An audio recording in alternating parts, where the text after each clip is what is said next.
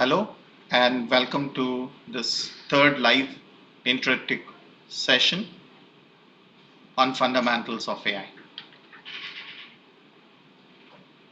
I shall be taking your questions. So people interested to know more about AI or things pertaining to the course as well may kindly put their queries.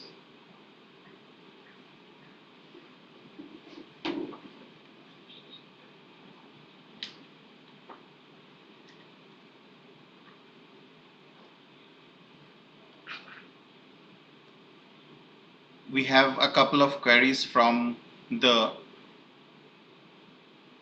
Google form circulated to you. So let us take it one after another. There is Suman Sinha on how to prepare for the certification exam. She has asked. So is simply going through the lectures and assignments be sufficient? Is there a need to go through previous year's assignments or anything extra? Suman, any NPTEL certification examination would usually be having a question paper which, for at least the fundamentals of AI program here, is in 3 different sections. One of the sections we expect you to recall things from the video lectures. So it's more to do with recall of certain concepts that may have been highlighted in the video lectures, and you are supposed to recall them. That's one part of the exam.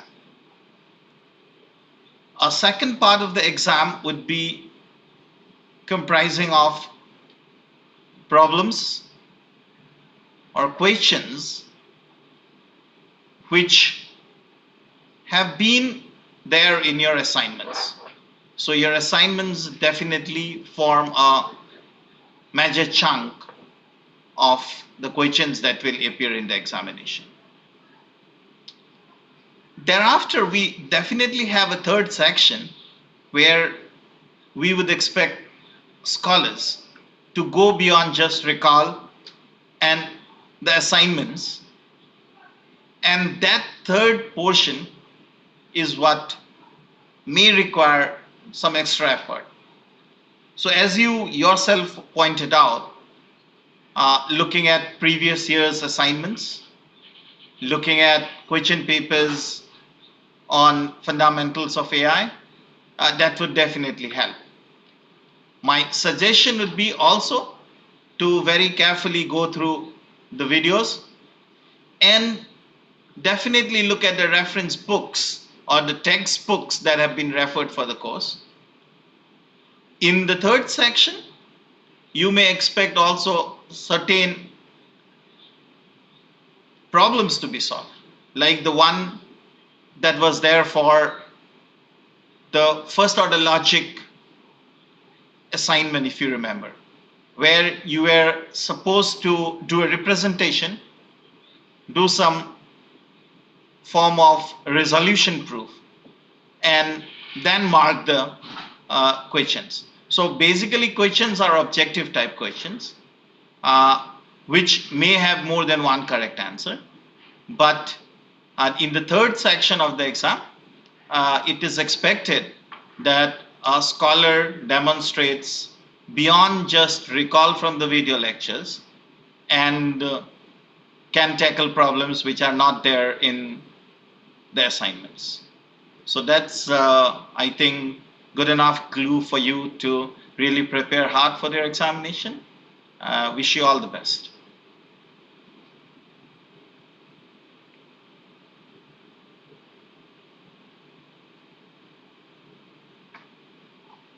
So Vamshi Krishna, I just now had answered part of the question, and the strategy for preparing for the main exam. I said in clear terms, the main exam we will definitely try to test 3 of the major components from a scholar. Number one, his recall of the video lectures. So you are supposed to complete the lectures over these weeks, and you must have taken notes when you were taking these lectures. So we would love you to recall things. Then you must have completed the assignments. So we would love you to really know the answers and then and tackle similar problems in the examination. And the third part is where we would love you to take a step forward, little bit extra, so that you really understand and what is artificial intelligence beyond just this fundamentals of AI course that has been introduced to you. So concepts and topics would definitely be from within what is covered here, but the problems or the questions you may not have seen it in the assignments, and they may not be as simple and direct as just a simple recall from the lectures. That's what I was telling Suman a moment ago.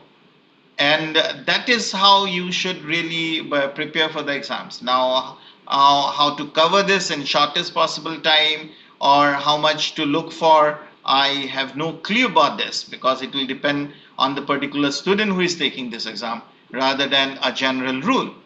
But it would definitely help if you really look at the previous year's assignments and questions from the web on fundamentals of AI that covers these topics.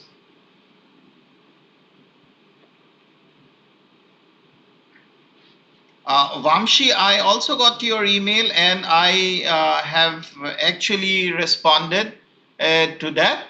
And so, in a sense, way to cover the course in a short span of time, this is something I do not know actually, or I'm not inclined to really talk about this, because this is a course which spans over a given period of time, and we expect you to cover 2.5 hours every week. So that's our expectation. And as far as the videos that are posted to you and the assignment that has to be done on time.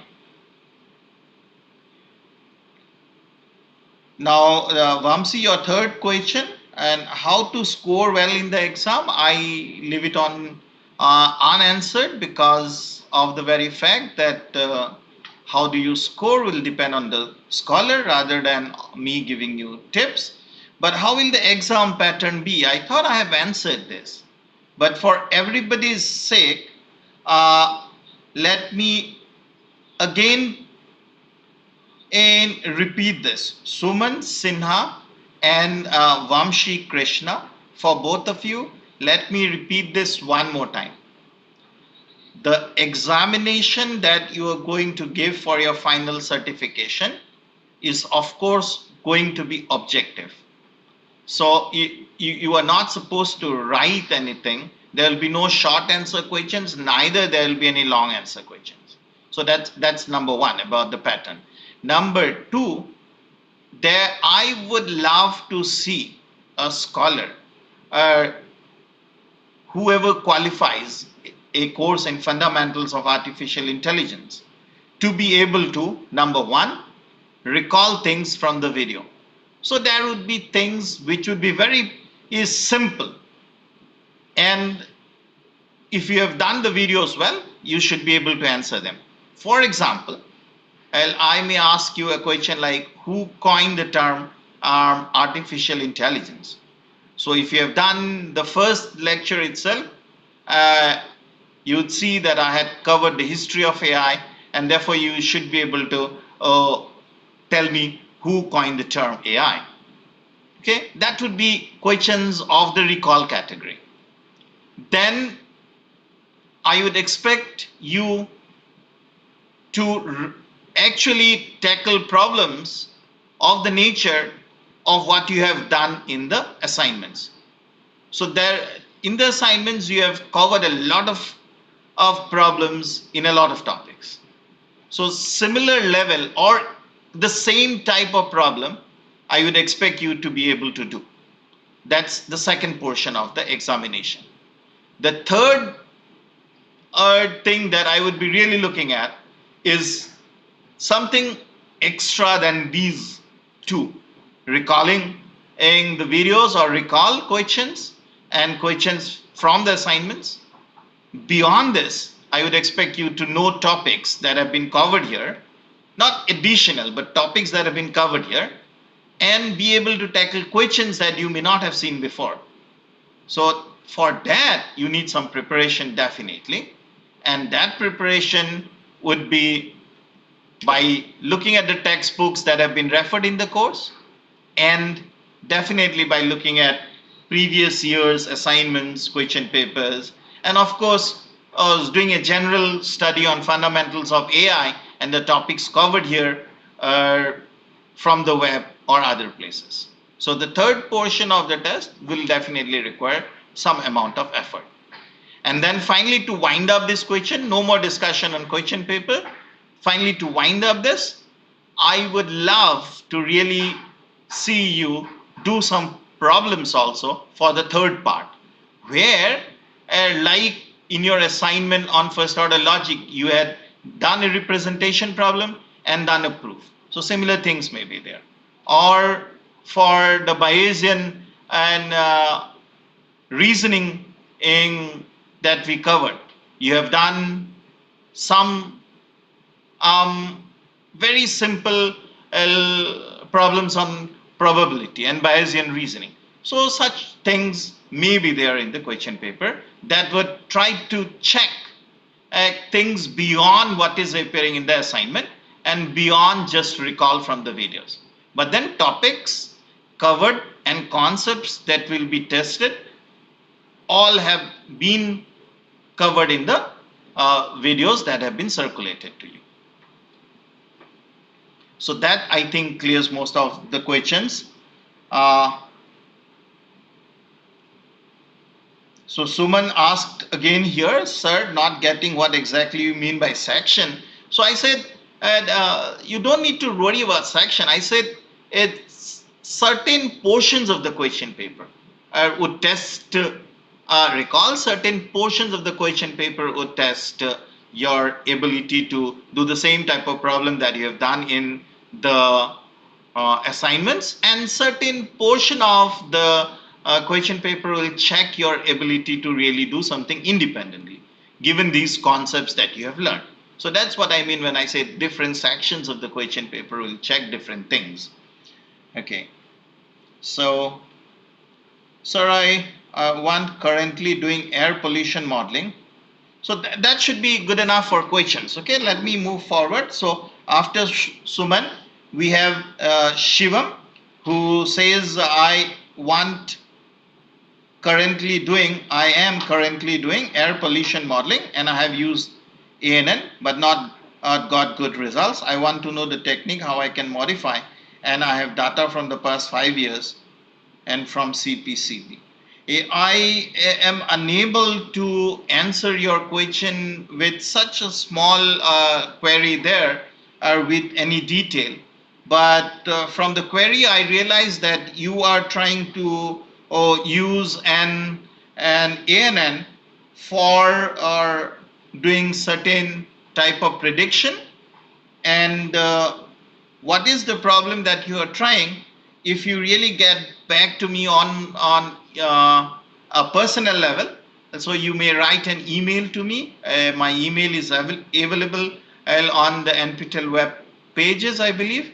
So if you give me an email, please include what is that you are trying to model, what is that you are trying to really get an output as.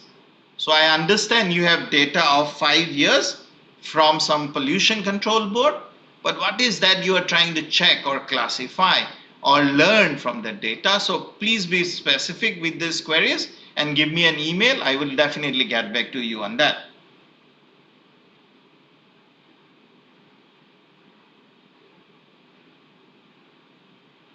Now, your second query, let me know the way to go through this. I have already answered. I would need more details to really understand and what you are doing there to really be able to help you. Is that a regression problem? Is that a classification problem that you are trying to solve? So beyond week 10, we start machine learning, where I teach you first a general course on machine learning, give you a general lecture on machine learning, and then teach you supervised learning and unsupervised learning. So during that time, if you have done these videos, and if you really send me an email detailing what you really want to do, I would be able to definitely help you. So please do that, and and and and, and get back to me. Now, as for how much deep learning important to model my topic, now that's a big question, and that brings us to a very important question on where do we stand in artificial intelligence, machine learning, and deep learning. So AI is the superset. Okay, if you have done these lectures on machine learning, that's there beyond week 10, and I am talking of machine learning there. But let me repeat it for just answering your question. Uh, like you have a area where you are using in techniques that would need some form of learning, and here learning is about adaptation of the algorithm or improvement of the algorithm as I have new experience. Okay, so as I have new experience, I learn, earn, and improve my performance. So machine learning is actually a subset of AI, and deep learning that you have named. If you see, in machine learning, we are interested in getting the features first and then doing a classification. And in deep learning, the idea of getting to the features is bundled into the same. So there is no clear cut step on really extraction of the features and thereafter classification. And this happens automatically. So if you're using an ANN, uh, and then you really want to use some deep networks uh, for your air pollution problem, it would be definitely exciting. But then, to repeat what I had said before, I would need more details to discuss this problem. So, Suman Sinha and Vamshi Krishna, thank you very much. Hope you have got this complete idea on what to expect in the question paper. Uh, Now, for Suman, and who says, can you please explain more relevant examples related to Bayesian and that were given in week 7 assignment? And yes, I did that in my last interaction session. We did talk of some Bayesian problems. If possible, I will definitely also do this in the Google chat that we share on the NPTEL webpage. I will put more problems there.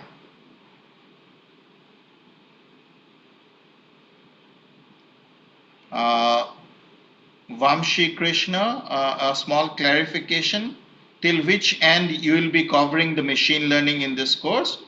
So in this course, we are talking of introducing machine learning, and I do not get your question like till which end you will be covering. So I do not understand your question completely, but what I'm making a guess is that you wanted to know what portions of machine learning I will cover. So if you look at machine learning is supervised machine learning, unsupervised machine learning, and reinforcement learning. So I would definitely cover algorithms from all these three different and ways of machine learning: supervised, unsupervised, and also reinforcement learning.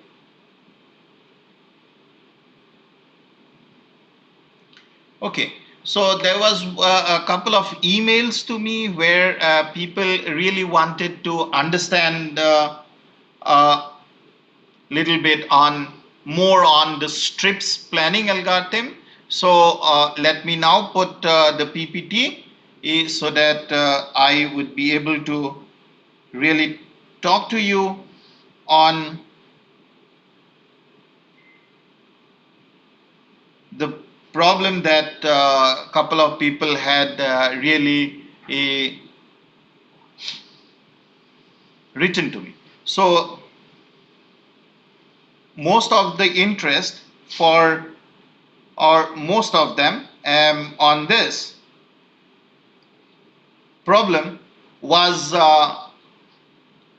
in planning, and they were more concerned with the strips representation.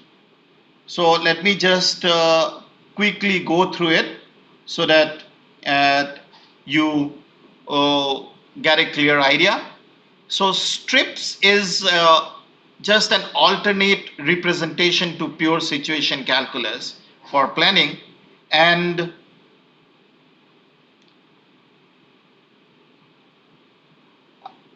here are the only thing that's interesting is that actions are not represented explicitly, a, and we do not reason about them directly.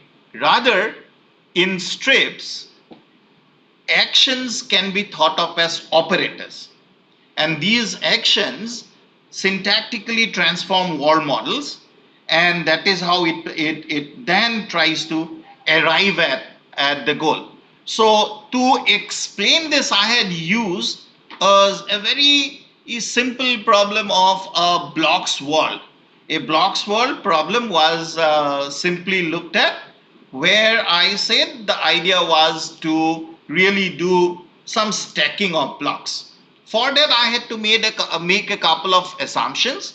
So I had assumed, and and that assumption was implicit in the sense that the robot's existence was not told to you directly, but I was kind of hoping that in this example I have a robot which is able to pick up a block and then also put it down. So when the block is being held by the robot, I would say a predicate like holding is true. And if the block is on the table, then the predicate on table is true. And if a block is on another block, then on x comma y is true. So that is what we were trying to represent in that problem in the video. So wall states are represented as set of facts, and we were trying to do this using a set of propositions. And the most interesting thing about strips planning was the fact that we were talking of closed wall assumption. That is, facts which were not there, not there listed, and are assumed to be false.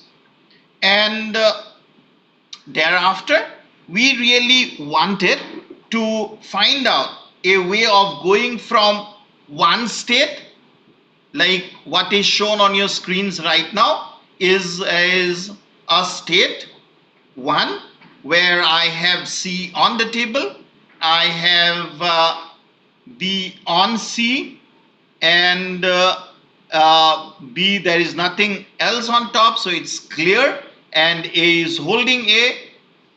These are the predicates that are true. And then this operation or action of putting down A on B would be very interesting for strips, because this action of putting down A on B would create a number of changes in the form that I would really love to see happening. Like these is predicates that were there at state 1. The moment I put down A on B, my hand is going to become free. The robot hand is going to become free, and hand empty would be true. So thereafter, B would have certain thing on top of it. So B would not be clear, rather A would be clear. And I would have a scenario in which A would be on top of B, and B would be on top of C, and C would be on the table. But how do I make strips define these specifics? So the strip action itself define these specifics in terms of a set of preconditions, a set of add effect facts, and a set of delete effect facts. Facts that become true are to be added, facts that no longer hold are to be deleted, and in order to take that action in the first place itself, I need to really know what are the preconditions that must hold. Like I want to stack A on B. If I want to stack A on B, I really need to know that there is nothing on B. So B must be clear, nothing on top of B. B must be clear. And number two, the robot must be holding A. So that's a precondition. So the preconditions have to be true for the action, and the add is the one that will add new predicates that become true. Like the moment you stack A on B, that means you are holding A and you have put it on B, your hand becomes empty, and that is what you add. You add hand empty. And the moment your hand becomes empty, you are no longer holding in A, and therefore you delete holding A. And that is how that operation proceeds in the video. And then I had given a complete example where I had talked of a strips planning problem where you do a initial state, a goal state, and the idea is to get a set of strip actions. In order to do that, I had specified the initial state and I had specified a final goal state. And the idea is to get a set of strip actions that will take me from the initial state to the goal state. And that is what I was trying to do. Like now being shown on your screen is an initial state where I have the robot holding A and B is on the table, and finally on the goal state I have B on top, A on top of B. So that was what was the idea, and here the only action that you do is to stack A on B, and remember the preconditions, the add axioms and the delete axioms, they need to be added. So that is what we had really worked on when we saw that particular problem there.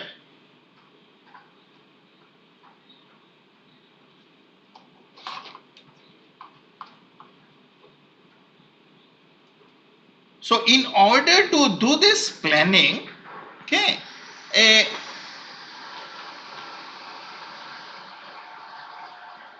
in order to do that planning, and in order to really answer Vamsi Krishna about how one is estimating that only that particular command need to come there, you really need to understand the stack manipulation rules. So you create a stack. How do you operate this strips? What is the basic idea?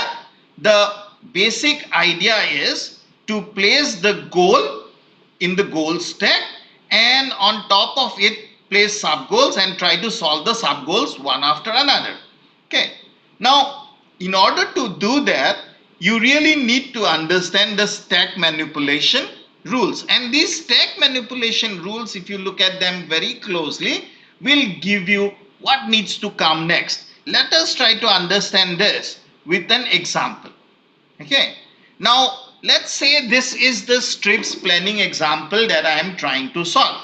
On your screens now, you will be able to see a strips planning example where in the initial state on the left side you have A on the table, B on the table, and a block C on top of A. And in the final you have B, and then on top of it C, and on top of it A. Now the first step is to put the goal onto the stack. Okay, Vamshi, this will answer your query now. So you put the goal on the stack. Now this goal is the final state that I am looking for, that A must be on C and C must be on B. Okay, and you have a database. The database tells me what are the predicates that are true. Like there is nothing on top of B to start with, so clear B. C is on A, so on C A. There is nothing on top of C, so clear C. Then A is on the table, B is on the table, and your hands are empty. So that's the database that you start with. Now that's the stack. You place the original goal on the stack. Now in the second step, you immediately look at the stack manipulation rules. What to do? This goal look like a conjunction of two goals because there are two things to be done, and therefore you would love to really get this compound goal all listed as two unsatisfied sub goals. So this step that I should replace this by two sub goals actually comes from the stack manipulation rules that I had shown you a little while ago. So I get this sub goals, and the first sub goal is to solve on CB. So that's my first sub goal. So let us concentrate on solving that first sub goal. So when that sub goal comes to me, okay, that on CB is to be solved, then how am I going to go about this? Okay, so if any top goal is unsatisfied, then the question is about finding a rule whose instantiated add list will include the goal, because the goal is a result of what I have to add. Okay, and the stack CB action, if you see clearly, its preconditions are that I must be holding C and B must be clear, and this stack CB will add my goal on CB. So I know that this stack CB problem actually adds my goal that I am looking for. So that means I will replace the goal with that rule, the instantiated one. Rules will be written in terms of x comma y, but I will then instantiate x as C and y as B, and I will get this stack C comma B. I know now that's the goal which will be replaced. Okay, this on CB will be replaced with the goal. So I replace the goal with this instantiated rule that I have, and now for this rule I already know what are the preconditions. So if this rule has to be triggered, the preconditions has to be satisfied. Vamshi, this is the point that you were trying to make in the email as well. So the moment this rule has to be satisfied, this precondition for the rule which is a priori defined has to be satisfied. That means in order to stack C on B, I must be holding C and I must have a clear B. So that precondition must be now the top of the stack. Why top of the stack? Because in order to do the action of stacking C on B, I must be doing holding C and clear B. And that I need to really do first. So that's the first thing that was maybe not very clear, and I hope it is clear now where it is coming from. It is coming from the predefined rule. And the rule where it is coming from, which rule to pick up? The rule picking up is happening based on the browsing of the add list. A rule whose add list will contain my goal will be the rule that I am interested in, and that is what I will replace is the goal with. So then once I replace the goal with the rule that I am interested in or the action that I am interested in, whatever is the precondition of the action, I need to satisfy first, and that comes to the top of the stack. So that answers your query maybe. And then you proceed further. You proceed further in the sense that this has two things now, holding and clear. So you would go ahead and break it down into holding and clear.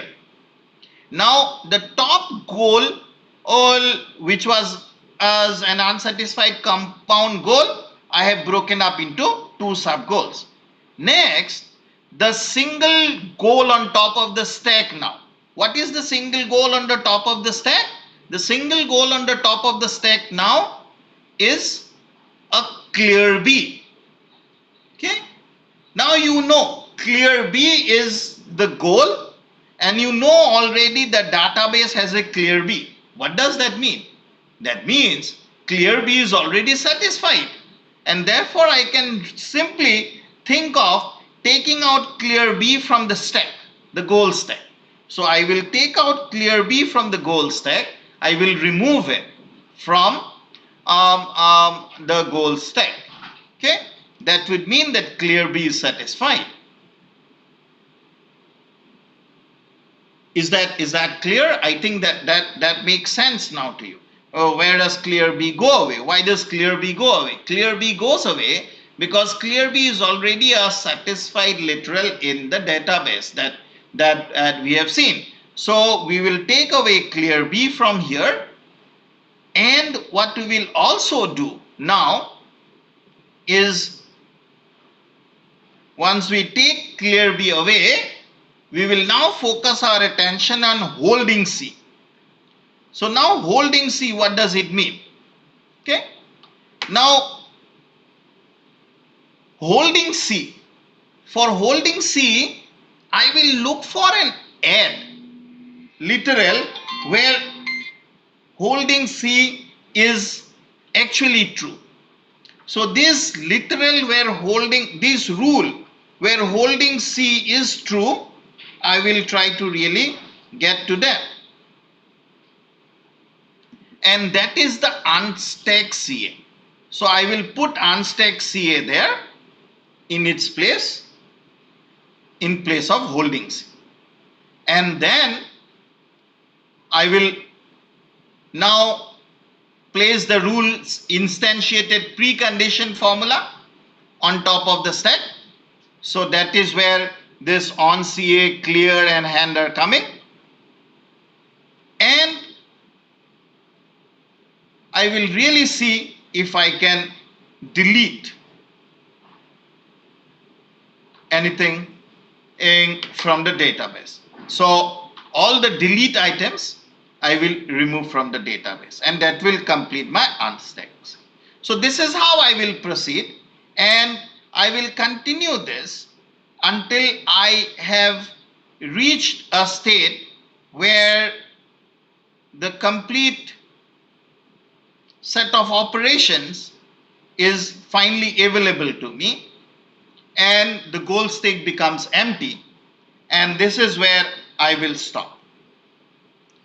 And whatever then remains in my database is the final goal, and the solution and will be the set of operations that I have actually used while coming to the state of the goal state being empty. So that is how I solve the strips planning problem. So to answer you, Vamshi Krishna, one more time, the idea of really picking up which predicate it and replacing it is bounded by the sense that you first put the goal, if it's a compound goal, replace it with its individual goals, and then try to satisfy that goal by looking at a action whose add brings that goal, and then you can and use this stack manipulation rules that are stated to really carry forward your algorithm until you have nothing in the stack, in which case you stop and you have the whole sequence of operations that you have selected as your final plan. So that's how you do a strips planning example.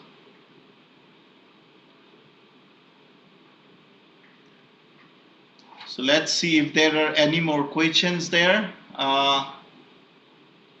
I don't see any questions there anymore. So if you have any general queries, you may talk to me, post it on our discussion forum, or write a direct email to me for more quicker response. I wish I had more people here in this interaction, and but then I think it was good enough talking to Suman, Vamshi, Krishna, and really discussing a couple of things. And Shivam, I would definitely want you to write an email to me and give your details so that we can discuss what would be the best machine learning algorithm that we really want to pick up for the task that you are attempting with air quality monitoring using some data that you have for the past 5 years. Sounds interesting to me.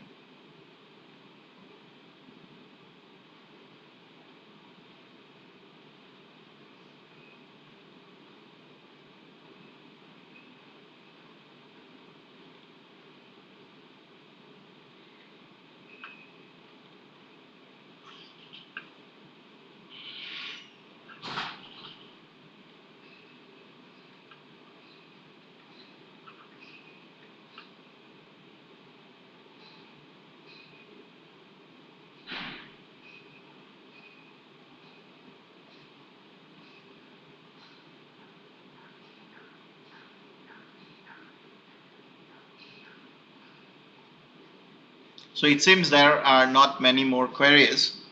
Uh,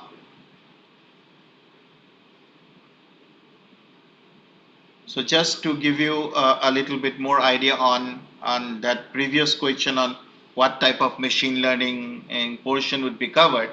So week 10 and 11 is on machine learning. That would make some 6 lectures. So we start with an overview of machine learning, and then we move on to uh, really looking at supervised learning. In terms of supervised learning, I would definitely impress on you to uh, particularly look at support vector machines very closely, because they are one of the most popular methods for classification, and they are very easily doable stuff. So I would impress on you to really look at support vector machine. And we have also discussed linear regression that you could look at. And then in unsupervised, we go on to do some form of clustering. And we also do decision tree. Sorry, I forgot. Yeah, we do decision tree algorithms. And then we do some clustering. And we do uh, reinforcement learning. Now, reinforcement learning is completely a different paradigm from supervised, unsupervised. Supervised is where you have the output vector given to you, and yeah, and you really want to categorize things based on the output vector. Or unsupervised is you do not know the output vector, still you want to draw some um, groups of the data without any output vector being told to you that this is the output being told to you. So it's like your teacher teaching you, that's roughly supervised. As you yourself learning things, that's roughly unsupervised. But reinforcement is interesting because it's different from both these learning methods. Reinforcement is where you would have an agent, and the agent would love to really pick up actions that would maximize his reward. So it's like somebody teaching a monkey to ride a bicycle. So if the monkey rides well, you give a banana to the monkey, and and if he doesn't do well on his writing around a circle, you do not give the banana. So the monkey, in a sense, is trying to really not learn cycling. He is cycling because he is more interested in the banana that comes at the end of his episode. So he's trying to maximize whatever action he takes while he's going around the circle. He's trying to maximize he's trying to do those action that would maximize his reward. So it's like this reward reinforcing or making him learn without his realization how to ride a bicycle. And that's something very exciting. You could have an agent, you could have a robot that could be taught certain things, but then the idea of teaching it is not by talking of some supervised unsupervised learning methods, but by a method which is ingrained in the fact that the robot wants to really take those actions that maximize his reward, and in the process he has learned things, and that's reinforcement learning. So we covered these three portions of machine learning in the course. And then we have a small I think one or two small very short lectures, particularly a sort of overview of deep learning, and then that would wind up the course. So that's all I can tell you about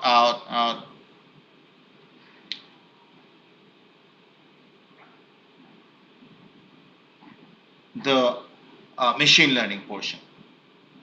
So Vamshi Krishna, I think I have addressed your query now with regards to the STRIPS learning program, in the sense that you had written that I mean that if some command is on the top of the stack and if that command is not there in the database, how come you add some command to pop out the command on the stack? Now this is this database that I am maintaining is about the facts that are true in the world. This has nothing to do with the rules that are being used. The rules for the problem are defined or need to be defined to really achieve that goal. So these rules like unstack or like put down with these three things, add, delete, and the preconditions, are rules which are defined for the problem and have to be crafted.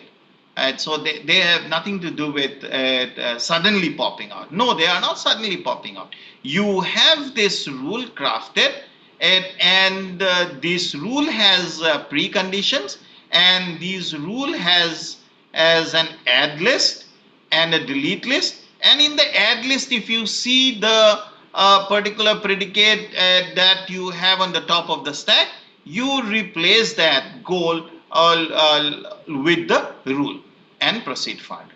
And that is what I meant. Okay, so that was as the last of the things that needed some clarification on the strips example.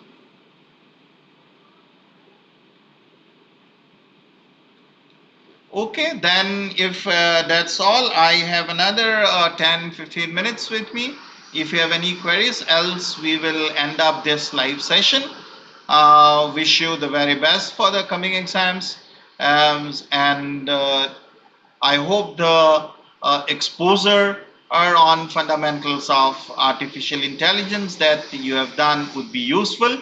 But there is a small caveat. Okay, this course is designed for people who really want to understand AI, its broad perspective. Okay. I would say doing this course is the first stepping stone. I would really impress on you to really take this as your first basic undergraduate fundamental course on AI and then build upon this. So you would rather not think that this is the end of your AI journey. It's just the beginning with this course. That is what I would love to impress on you. Thank you very much.